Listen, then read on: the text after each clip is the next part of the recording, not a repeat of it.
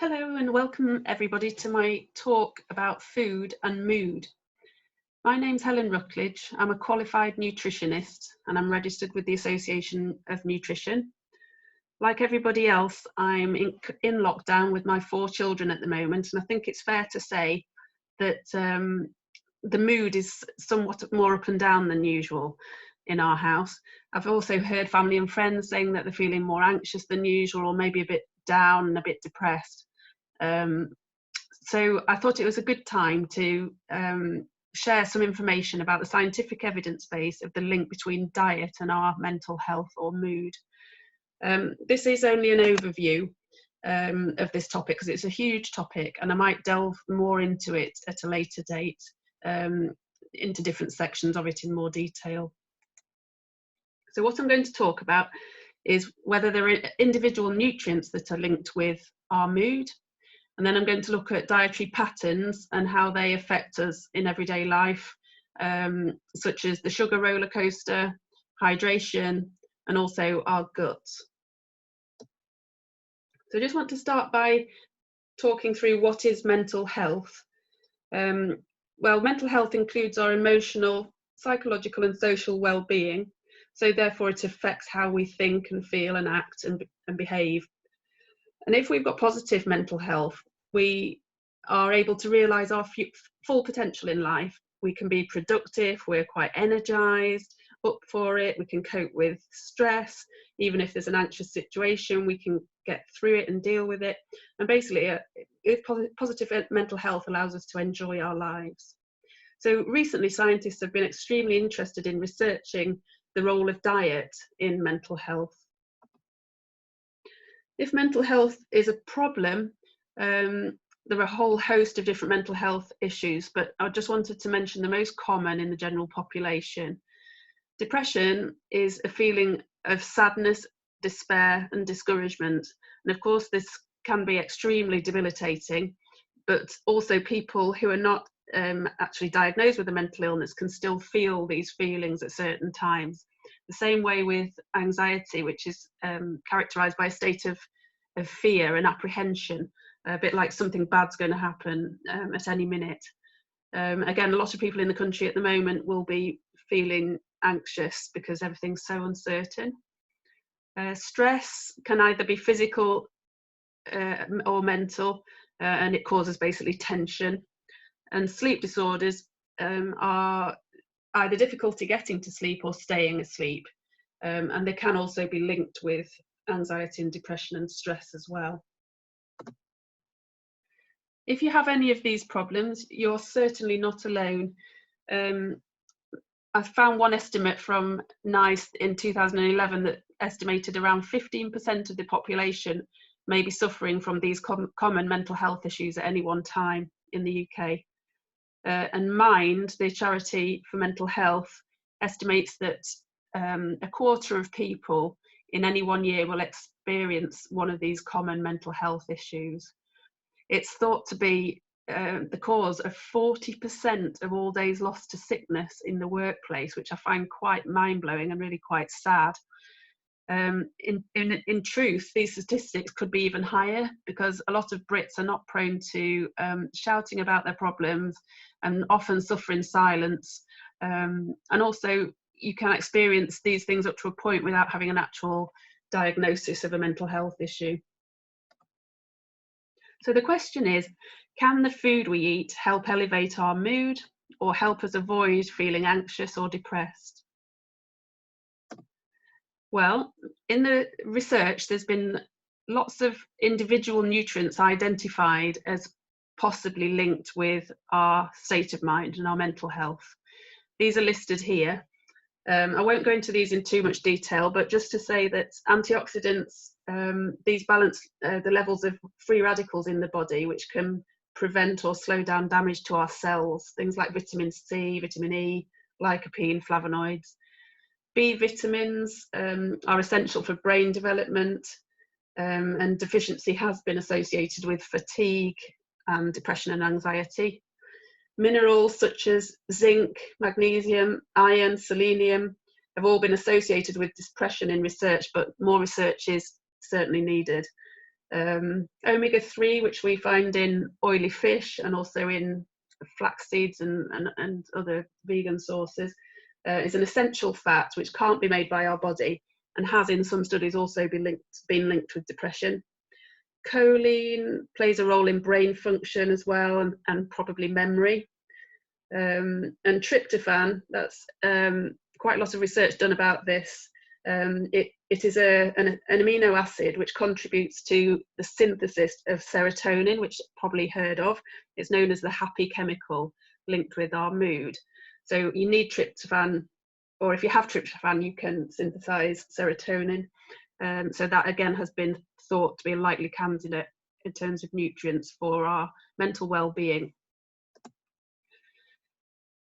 So one example of this is that tomatoes are rich in the antioxidant lycopene, and so some research suggested that tomatoes help protect against depression.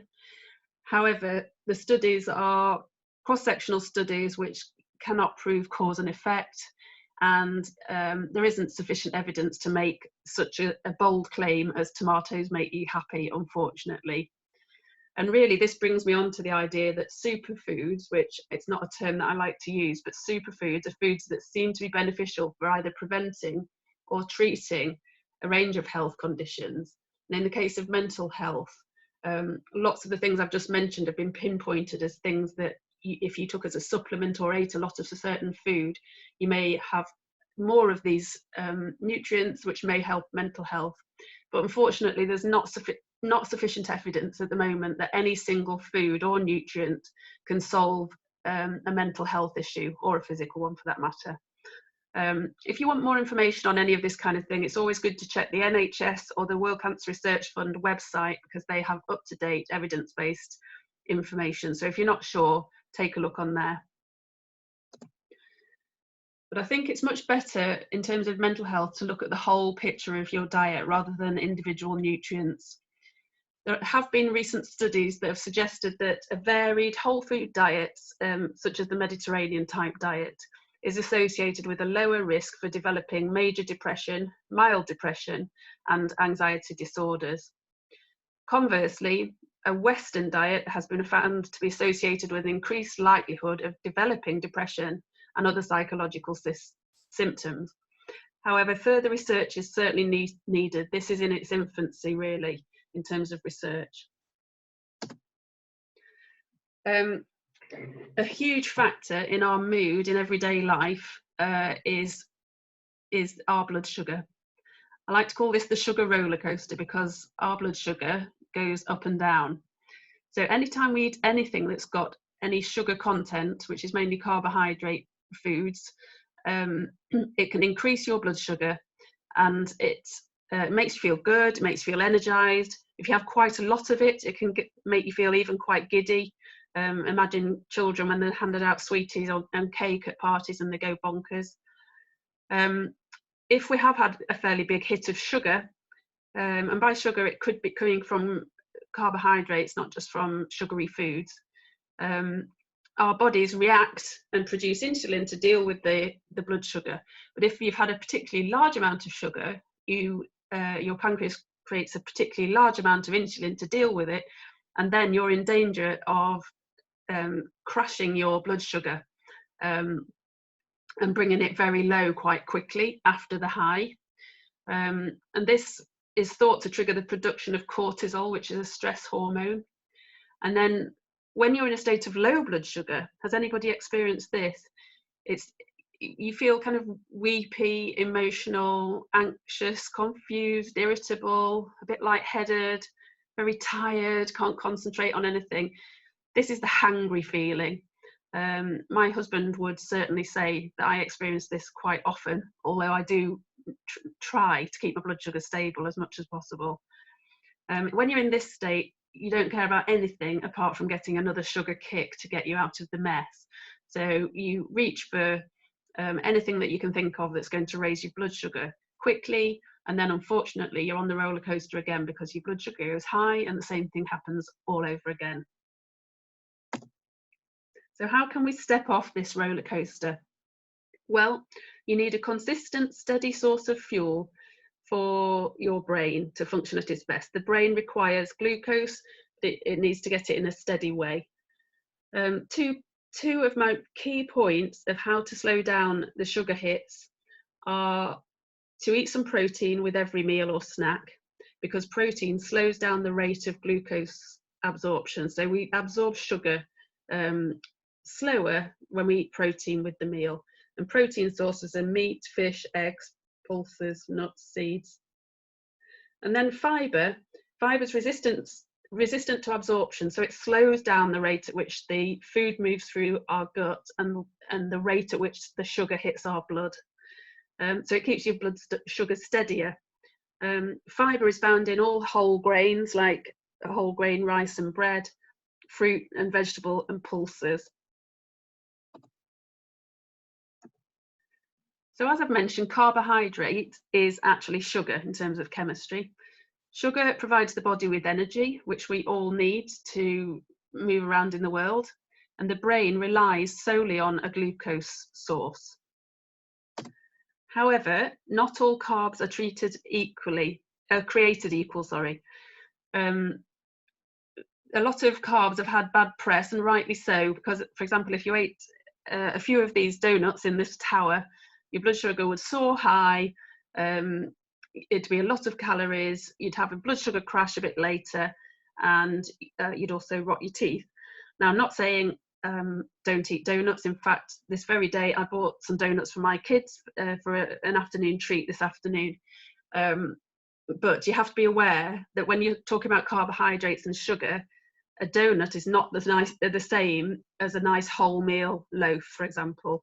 And whole grain carbohydrates in form of bread, pasta, rice, these kind of things are essential for good health and energy.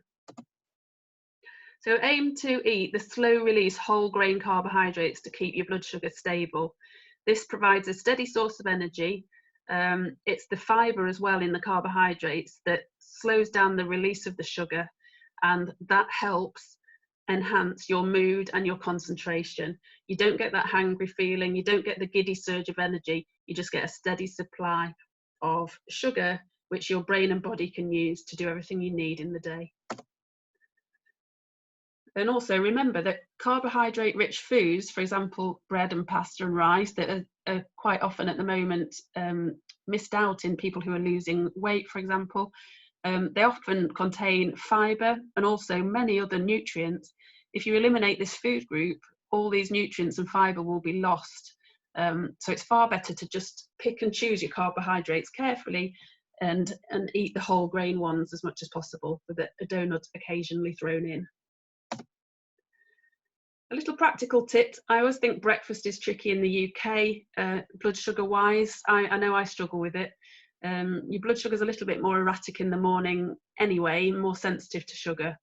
But if you try and build in some protein and fibre at breakfast and eat the lower sugar cereals, it may help your mood and make you have a more steady morning. So the lower sugar cereals are Weetabix, porridge, shredded wheat, shreddies, and some granolas, the ones with nuts really, not with dried fruit. The ones with dried fruit are very high in sugar. So you could add some chopped apple or berries to your cereal, and although there is more sugar in apple and berries, there's also fibre, which will help slow your sugar down a bit. I like to sprinkle nuts and seeds on my cereal.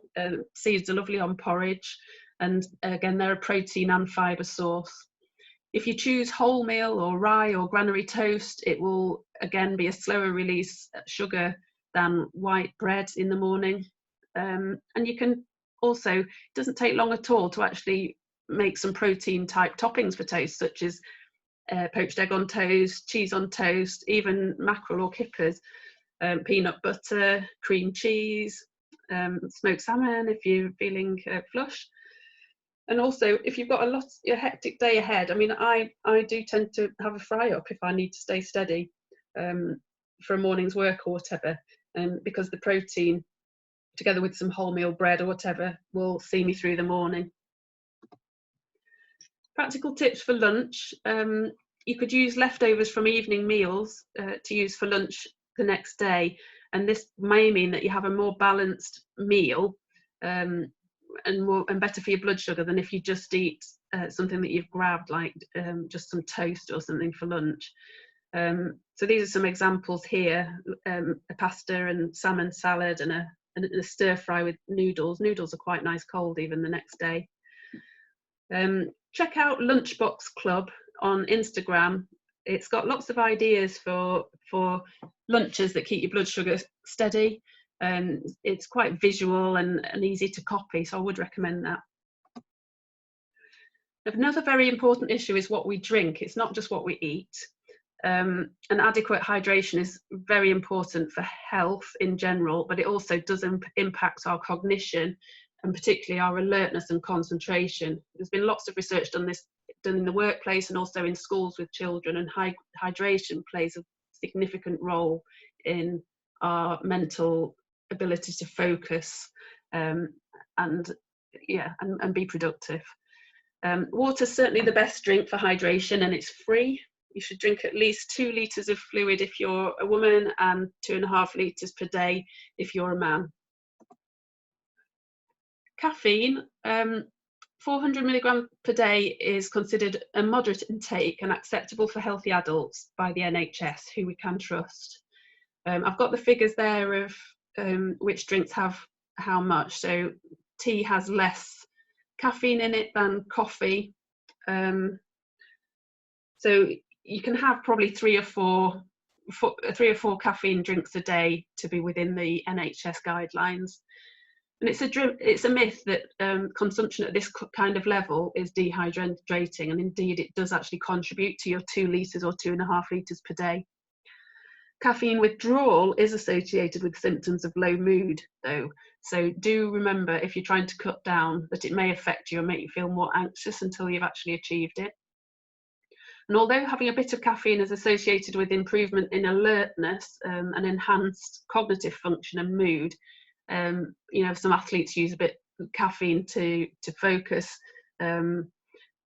If you have too much of it, it can affect your sleep, because it makes you more feelings of anxiety come in more when you've had a lot of caffeine. Alcohol, 88% of people in the UK, a recent survey suggested, drink alcohol to relax and relieve anxiety and depression symptoms.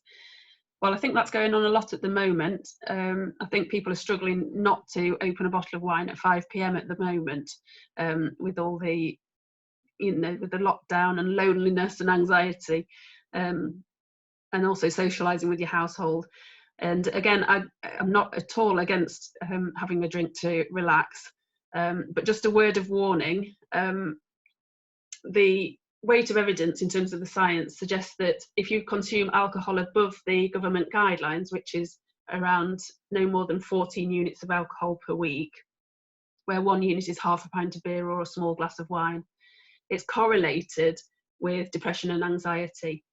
This may be because it's associated with B vitamin deficiencies, and there needs to be more research on this, because it's not clear whether depression and anxiety lead to higher levels of alcohol drinking, or whether alcohol drinking leads to depression and anxiety. But it can certainly be a cyclical pattern, where people drink to relax and then feel worse the next day because of the drinking, and therefore drink again to take away those feelings. So just one other brief topic before I finish. An area of emerging research, it's been going on a while, but it's still, there's so much more to learn on this topic, is about the gut-brain axis. So this is the idea that there could be a connection between the cognitive, which is our mental health, in terms of, and emotional health in the brain, and the connection with the intestinal functions of the gut. So there are millions of microorganisms in our gut called the microbiome, which is, you've probably heard about. And the microbiome can be disrupted by many internal and external factors. So it can be changed by what we eat, but also about what we're doing in our environment and how we feel. So consuming a good variety of fibre-rich foods helps keep our gut bacteria diverse, and it's thought that a healthy gut has a very diverse bacteria, and if you have a healthy gut, it may have positive effects on mental health and mood. Conversely, our state of mind is thought to influence our gut health.